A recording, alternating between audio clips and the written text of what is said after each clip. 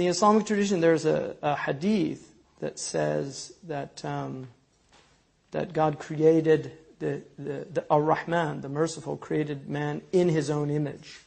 And they have a lot of debate about what that tradition means, but the dominant opinion amongst classical Muslim theologians, and obviously there's some anthropomorphic traditions in Islam that, in fact, what's called the Wahhabi or the Salafi tradition tends to have a very anthropomorphic idea about that tradition. And so they will argue that God's actually in the direction up, and they demand. I was once surrounded by a group in Saudi Arabia. I was in Medina, of young students.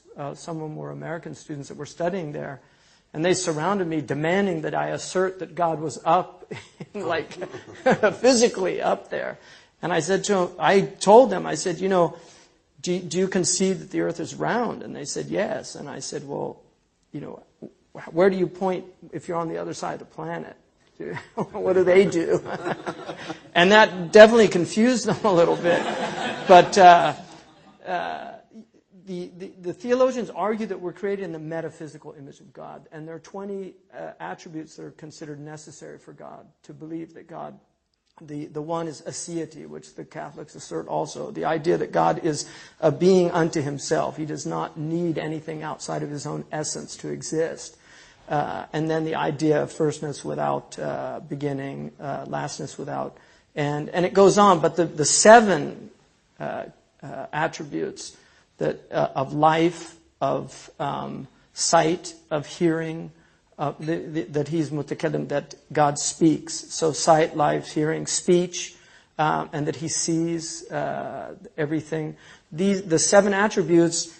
The theologians argue that these attributes manifest in the human being as a way of approximating the understanding of God to man. That we know that God is all-seeing because he has limited our sight, and yet he can speak to us and tell us that he's all-seeing, and the fact that we have sight enables us to understand what that means. Even though, in mathematics they say any number over infinity is canceled out. And so any temporal attribute of a contingent being in relation to the atemporal reality of an absolute being that's not contingent is canceled out. So we can't say we see, but we can't say we see like God.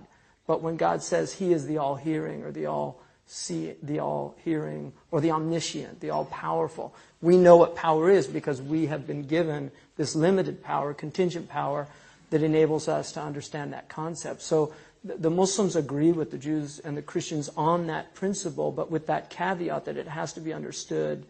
We have the Christians call it, Catholics call it the via negativa, right? In theology, that we believe that it's easier to say what God is not than to say what God is. And the Muslim theologians say that anything that will occur to your mind, God is other than that.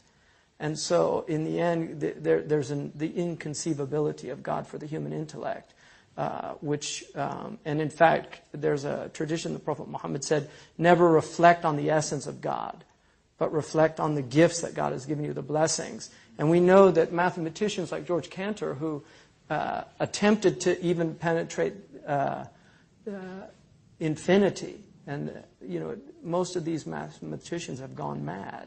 I mean, literally, Cantor ended up in a straitjacket, that the human being cannot contemplate infinity, even an actual infinity, which mathematicians talk about, as opposed to an absolute. But